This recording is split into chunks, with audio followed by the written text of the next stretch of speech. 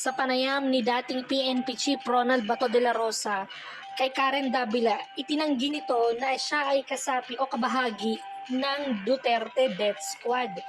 Pinabulaanan niya ito sa panayam niya kay Karen Davila kahapon at itinanggi niya na wala siyang kinalaman at walang nabuong uh, Death Squad. At sinabi nito na dapat matagal yun ang kilala ang dating Pangulong Rodrigo Duterte dahil ito ay magaling lamang magsaywar. Ito ay magaling manakot at magaling magsalita. Kaya ito ay kinatatakutan ng maraming tao. At sinabi nito na si Jokno ay gumagawa lamang ng mga maling impormasyon. Binatikos din nito si Jokno gawa ng sa mga pinagsasabi nito sa nagdaang hearing sa Senado. Ito ay mga walang katotohanan na mga panayam ni Jokno. O yun nga, binasa ni Ronald Bato de la Rosa na ang mga pinagsasabi lamang ni Jokno ay mga walang basihan lamang. Ito ay hindi naman daw nagtrabaho at walang kinalaman sa loob ng PNP. Talagang binatikos niya ito, no? At ayun nga, at itinanggi talaga ni Ronald Bato de la Rosa na kung ano man ang binigyan diin ni Bato de la Rosa na kung ano man ang kasalanan at pagkakamali at pagkukulang ng dating former President Rodrigo Duterte ay malaya naman pong magsampa ng kaso sa hukuman ang mga tao. At ito nga ay sinabi niya na willing naman itong harapin ang lahat ng kaso na isasampa laban sa kanya. Ito ay pinaliwanag ni Bato kay Miss Karen Davila at talagang nakikita mong nakikipagsagutan talaga itong si Bato de la Rosa kay Karen Davila at talagang nasagot niya ang mga katanungan nito, no? At ayun nga, ang sabi niya na si Duterte ay talagang magaling magsalita. Simula noon hanggang ngayon ay wala pa rin kupas ang dating Pangulong Rodrigo Duterte, no, sa mga pagsasaywar o pananakot pagdating sa ibang tao, no? At sinabi din nito na yung mga testimonya ng Quadcom ay talagang may mga pagkakamali sa mga ginawa ng Quadcom dahil nga sa nalantad ni Grijaldo. At nagulat nga din daw si Bato de la Rosa sa naging siniwalat nito. Kaya ang former president ay gustong magkaso at kasuhan itong Quadcom na si Benny Abante at itong si Dan Fernandez. Para malaman nila ang kanilang pagkakamali dahil ito ay labag sa saligang batas na kausapin ang mga witness na magsasalita laban sa mga Duterte dahil ito ay hindi nga nararapat. Kaya talagang makikita mo na si Bato de la Rosa ay nanginginig sa galit, no? Talagang nanginginig siya sa galit dito sa interview kay Karen Davila, pero ito ay naitawid niya naman ng maayos, no? At nagpasalamat din si Karen Davila dahil nga ay nagbigay ng panayam itong si Bato de la Rosa at nalinawan ang lahat ng mga isyong ibinabato labang sa dating administrasyon at kay Pangulong Duterte. At ito nga si Nery Colmenares ngayon lang naglabas ng pahayag na malapit na daw pong madakip ng ICC itong si former President Duterte. Ikaw naman, Nery Colmenares, huwag ka na makisawsaw at wala ka namang alam. Masyado kang nakikisawsaw Unahin mo muna yung bayan muna party list mo. Ayusin mo muna. Kayo mga kabahagi kayo ng mga CPP, NPA dito. Kayo mga komunista kayo, no? Kayo mga walang magawang matino. Unahin nyo yung inyong nasasakupan bago kayo makialam sa iba.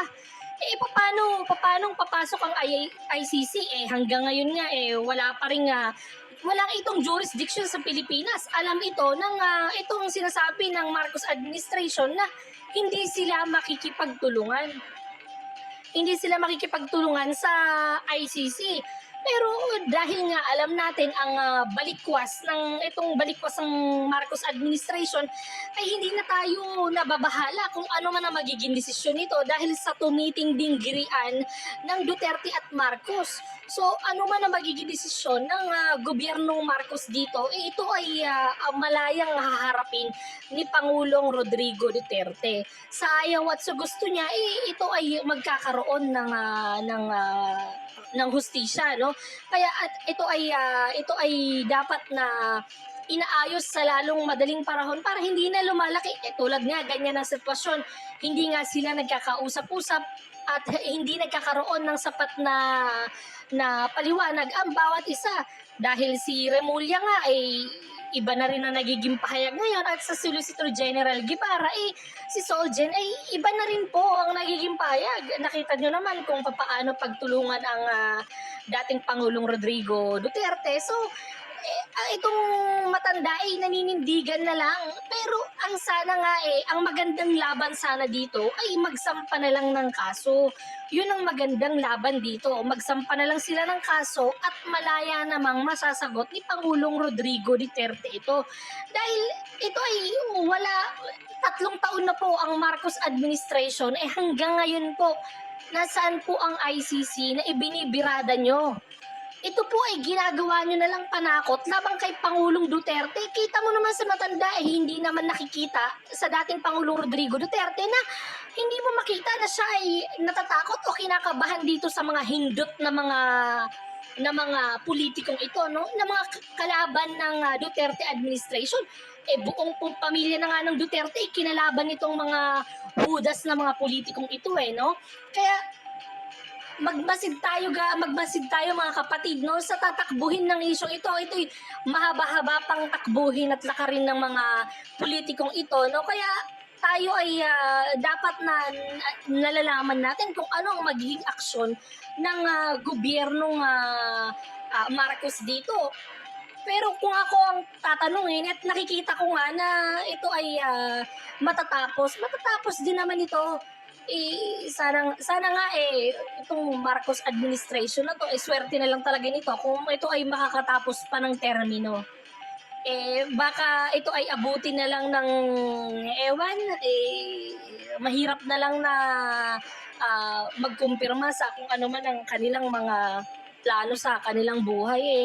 Diyos na lang po ang nakakaalam sa lahat ng mga kabuktutang mga pinaggagawa ng administrasyong ito, no, na sila ay kabahagi at hindi nagsasalita laban sa pag-atake sa mga Duterte. Kung sila man po ay walang kinalaman dito, dapat sila po ay nagsasalita laban sa mga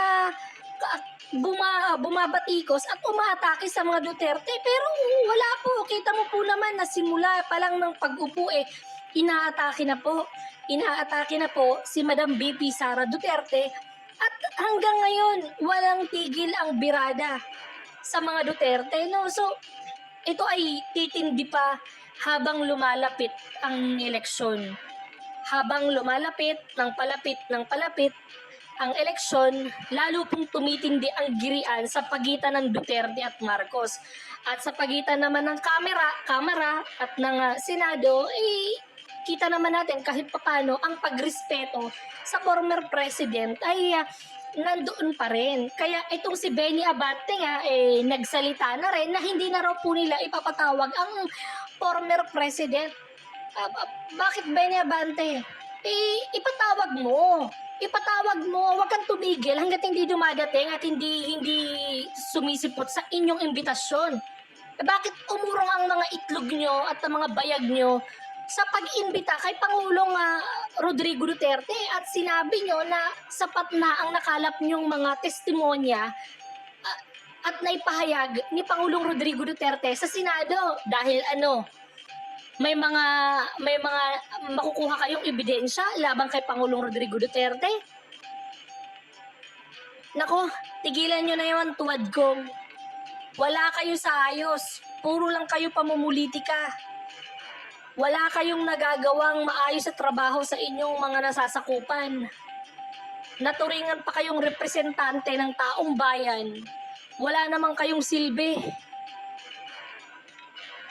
Taong bayan na lang po ang huhusga sa mga kapalpakang pinaggagawa nyo habang kayo ay nasa pwesto pa. Konting panahon na lang ang aabutin, malamang sa malamang, swerte na lang talaga kung mahahalal pa kayo ng mga nasasakupan nyo. Dahil kahit ang mga nasasakupan nyo ay mulat na rin sa mga kapalpakang pinaggagawa nyo eh.